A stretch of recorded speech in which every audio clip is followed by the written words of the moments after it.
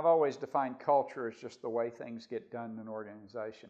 Every organization has a culture. Some have multiple cultures that are competing against each other, but cultures develop. Things happen in a business, and how those things get done, people observe. And then what gets rewarded, they observe and then change their behavior accordingly.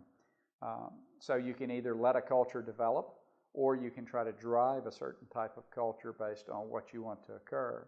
Culture is pretty easy in the early stage when everybody's in the same office and you can fit everybody in the same room. Often cultures that start off good, however, deteriorate over time as the number of employees get larger, get more geographically distributed. Maybe you do an acquisition and bring in another group that isn't familiar with the culture. So there has to be a constant process of training employees on the culture you want. And then as you develop managers and managers below them, you have to train those managers, because managers are in the position of rewarding employees. And if they reward based on a different cultural bias than what you started with, that's where you end up with multiple cultures that can often conflict.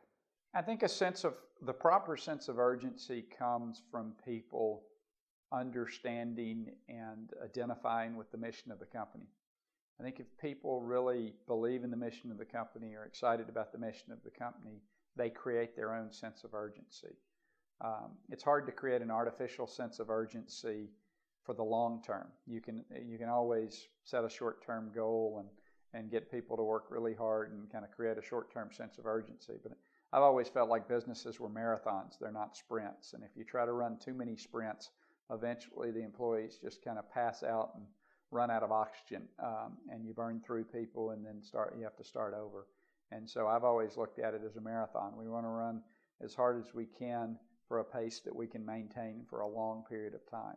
And I think you do that by convincing people that the mission is interesting, is engaging, and is something they want to be successful at.